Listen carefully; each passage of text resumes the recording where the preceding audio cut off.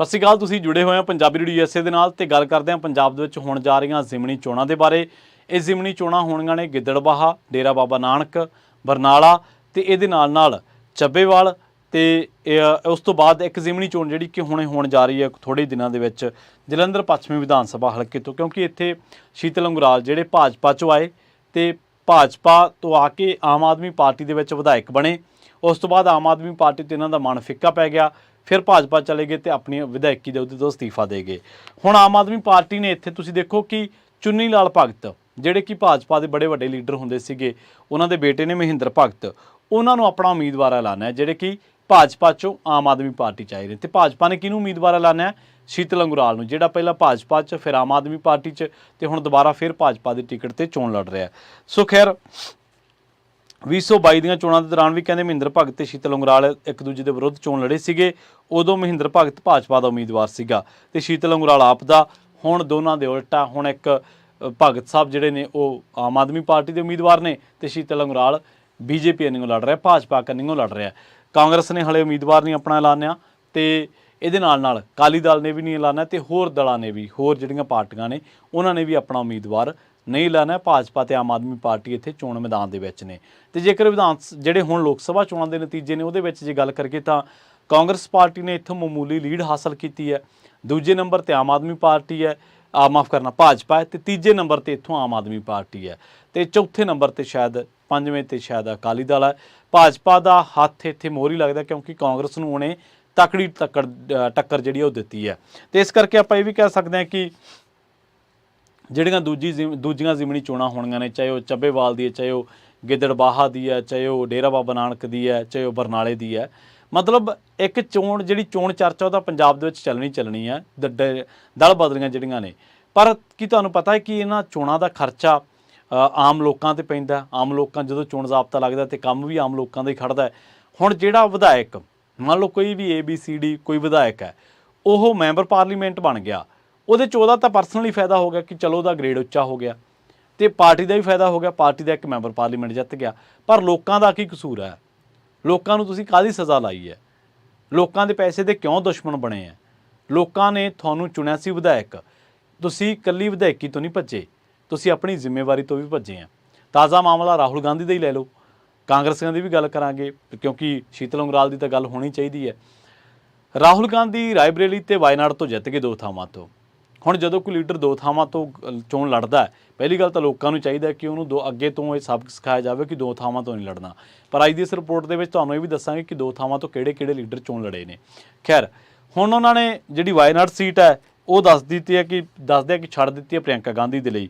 ਹੁਣ ਭਾਜਪਾ ਕਹਿੰਦੀ ਹੈ ਕਿ ਇਹ ਜੀ ਧੋਖਾ ਹੈ ਵੋਟਰਾਂ ਦੇ ਨਾਲ, ਜਦ ਕਿ ਨਰਿੰਦਰ ਮੋਦੀ ਖੁਦ 2 ਸੀਟਾਂ 'ਤੇ ਚੋਣ ਲੜਦੇ ਰਹੇ ਨੇ। ਭਾਜਪਾ ਦੇ ਵੱਡੇ ਲੀਡਰ ਅਟਲ ਬਿਹਾਰੀ ਵਾਜਪਾਈ ਤਾਂ 3 ਸੀਟਾਂ ਤੋਂ ਚੋਣ ਲੜਦੇ ਰਹੇ ਨੇ। ਉਹ ਕਿਹੜੇ ਮੂੰਹ ਨਾਲ ਕਹਿੰਦੇ ਨੇ ਕਿ ਇਹ ਧੋਖਾ? ਤੇ ਦੂਜਾ ਰਾਹੁਲ ਗਾਂਧੀ, ਉਹ ਦੱਸੇ ਕਿ ਵਾਇਨਾਡ ਦੇ ਲੋਕਾਂ ਦਾ ਕੀ ਕਸੂਰ ਹੈ, ਉਹਨਾਂ ਨੇ ਗਲਤੀ ਕੀ ਕੀਤੀ ਹੈ। ਰਾਹੁਲ ਗਾਂਧੀ ਭੁੱਲ ਗਿਆ ਕਿ ਜਦੋਂ ਅਮੇਠੀ ਤੋਂ ਸਿਮਰਤੀ ਇਰਾਨੀ ਤੋਂ ਬਹੁਤ ਬੁਰੇ ਤਰੀਕੇ ਨਾਲ ਉਹ ਹਾਰ ਗਿਆ ਸੀਗਾ ਤੇ ਉਦੋਂ ਵਾਇਨਾਡ ਦੇ ਲੋਕਾਂ ਨੇ ਉਹਨੂੰ ਲੋਕ ਸਭਾ ਭੇਜਿਆ ਸੀਗਾ।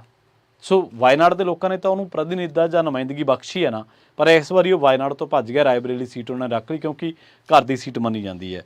ਖੈਰ ਇਸੇ ਤਰ੍ਹਾਂ ਜਿਹੜੇ ਚੱਬੇਵਾਲ ਸਾਹਿਬ ਨੇ, ਉਹ ਲੋਕ ਸਭਾ ਚੋਣਾਂ ਤੋਂ ਪਹਿਲਾਂ ਆਮ ਆਦਮੀ ਪਾਰਟੀ ਦੇ ਵਿੱਚ ਤਾਜ਼ੇ ਸ਼ਾਮਲ ਹੋਏ ਤੇ ਉਹਨਾਂ ਨੇ ਕਿਹਾ ਕਿ ਬਈ ਪੰਜਾਬ ਸਿਰ ਕਰਜ਼ਾ ਬਹੁਤ ਹੈ, ਪਰ ਹੁਣ ਉਹ ਦੱਸ ਦੇਣ ਕਿ ਪੰਜਾਬ ਤੋਂ ਕਰਜ਼ਾ ਲੈ ਗਿਆ। ਪੰਜਾਬ ਦਾ ਕਰਜ਼ਾ ਕਿਸੇ ਨੇ ਚੈੱਕ ਸਾਈਨ ਕਰਕੇ ਦਿੱਤਾ ਕਿ 3.25 ਲੱਖ ਕਰੋੜ ਰੁਪਏ ਭਰਤਾ ਤੇ ਤੁਸੀਂ ਆਮ ਆਦਮੀ ਪਾਰਟੀ ਜਿਨ੍ਹਾਂ ਨੂੰ ਨਿੰਦ ਰਹੇ ਸੀ, ਜਿਨ੍ਹਾਂ ਨੂੰ ਭੰਡ ਰਹੇ ਸੀ, ਉਹਨਾਂ ਦੇ ਘਨੇੜੀ ਜਾ ਚੜੇ ਤੇ MP ਬਣ ਗਏ ਹੋ। ਹੁਣ ਚੋਣ ਉੱਥੇ ਵੀ ਹੋਣੀ ਹੈ। ਹੁਣ ਇਹਨਾਂ ਚੋਣਾਂ ਦੇ ਵਿੱਚ ਕਿਉਂ ਜਿਹੜਾ ਖਰਚਾ ਹੈ ਉਹ ਪਾਰਟੀਆਂ ਸਿਰ, ਲੀਡਰਾਂ ਸਿਰ ਕਿਉਂ ਨਾ ਪਾਇਆ ਜਾਵੇ? ਕਿਉਂ ਨਾ ਇੱਕ ਅਜਿਹੀ ਵਿਵਸਥਾ ਬਣੇ ਜਿਹੜੀ ਵਿਵਸਥਾ ਦੇ ਤਹਿਤ ਜੇ ਕੋਈ ਬੰਦਾ ਵਿਧਾਇਕੀ ਛੱਡ ਕੇ ਕੋਈ ਚੋਣ ਲੜਦਾ ਹੈ ਤੇ ਉਸ ਚੋਣ ਦਾ ਸਾਰਾ ਖਰਚਾ ਉਹਦੇ ਤੋਂ ਵਸੂਲ ਕੀਤਾ ਜਾਵੇ। ਤੇ ਜੇਕਰ ਉਹ 2-3 ਵਾਰੀ ਅਜਿਹਾ ਕਰਦਾ ਹੈ, ਮਤਲਬ ਇੱਕ ਵਾਰੀ ਵਿਧਾਇਕ ਫਿਰ MP ਫਿਰ ਵਿਧਾਇਕ ਫਿਰ MP, ਤਾਂ ਉਹਨੂੰ ਅਯੋਗ ਕਰਾਰ ਦਿੱਤਾ ਜਾਵੇ। ਪਾਰਟੀਆਂ ਦੀ ਜਿਹੜੀ ਮੈਂਬਰਸ਼ਿਪ ਆ ਉਹ ਖਤਮ ਕੀਤੀ ਜਾਣੀ ਚਾਹੀਦੀ ਹੈ। ਪਾਰਟੀਆਂ ਦਾ ਜਿਹੜਾ ਚੋਣ ਲੜਨ ਦਾ ਸੰਵਿਧਾਨਕ ਇੱਕ ਤਰੀਕਾਕਾਰ ਹੈ, ਜੇਕਰ ਉਹਨਾਂ ਦੇ ਕੁਝ ਫੀਸਦੀ ਤੋਂ ਜ਼ਿਆਦਾ ਇਸ ਤਰ੍ਹਾਂ ਵਿਧਾਇਕ ਕਰਦੇ ਨੇ ਜਾਂ ਮੈਂਬਰ ਪਾਰਲੀਮੈਂਟ ਕਰਦੇ ਨੇ ਤਾਂ ਉਹਨਾਂ ਦੀ ਜਿਹੜੀ ਚੋਣ ਲੜਨ ਦੀ ਮਾਨਤਾ ਉਹ ਰੱਦ ਕੀਤੀ ਜਾਣੀ ਚਾਹੀਦੀ ਹੈ।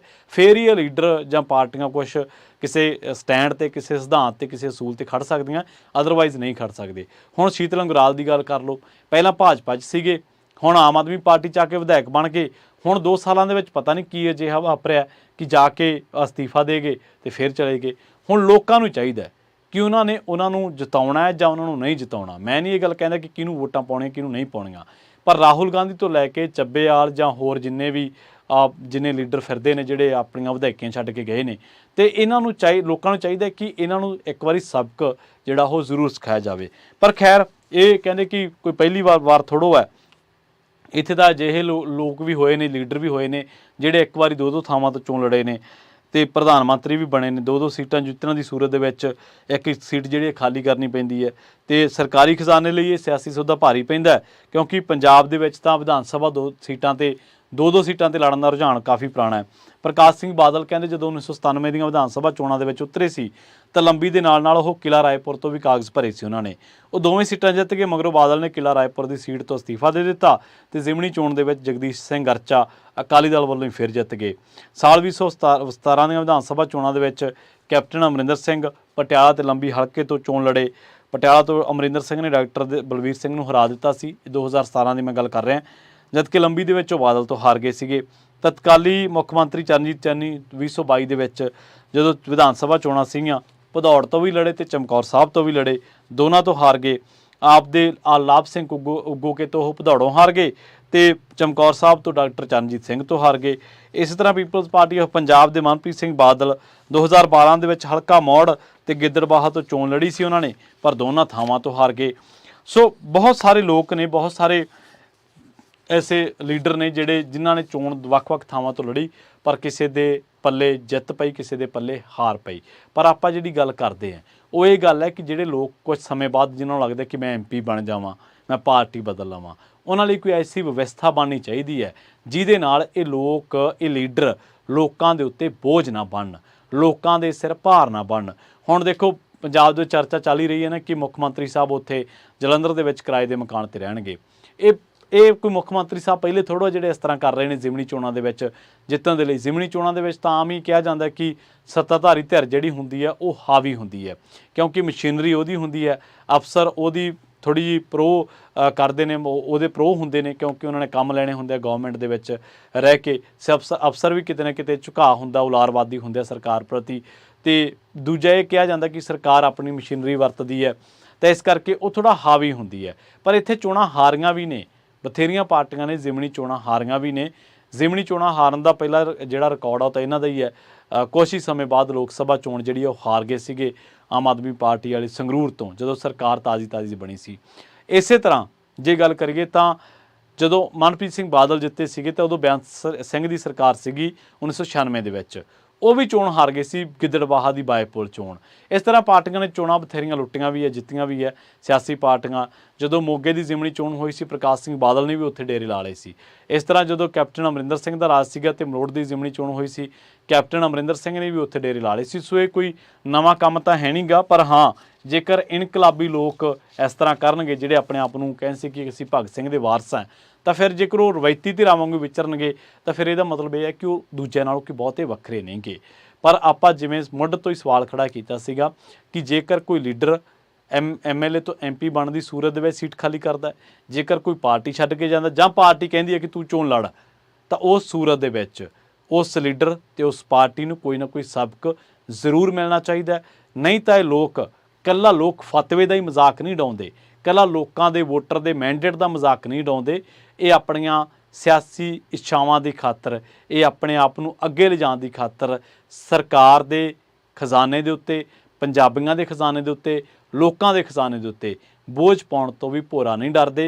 ਇਹ ਇਕੱਲਾ ਕਰਜ਼ੇ ਦਾ ਬੋਝ ਜਾਂ ਖਰਚੇ ਦਾ ਬੋਝ ਨਹੀਂ ਪੈਂਦਾ। ਇਸੇ ਸਮੇਂ ਦੇ ਦੌਰਾਨ ਲੋਕਾਂ ਦੇ ਕੰਮਕਾਜ ਵੀ, ਪ੍ਰਸ਼ਾਸਨਿਕ ਕੰਮਕਾਜ ਵੀ ਰੁਕਦੇ ਨੇ ਤੇ ਸਰਕਾਰ ਦਾ ਜਿਹੜਾ ਧਿਆਨ ਜਿਹੜਾ ਕਿ ਉਹਨੇ ਲੋਕਾਂ ਕੰਨੀ ਕਰਨਾ ਹੁੰਦਾ, ਉਹ ਫਿਰ ਲੋਕਾਂ ਕੰਨੀ ਘੱਟ ਤੇ ਚੋਣ ਜਿੱਤਣ ਵਾਲੇ ਪਾਸੇ ਜ਼ਿਆਦਾ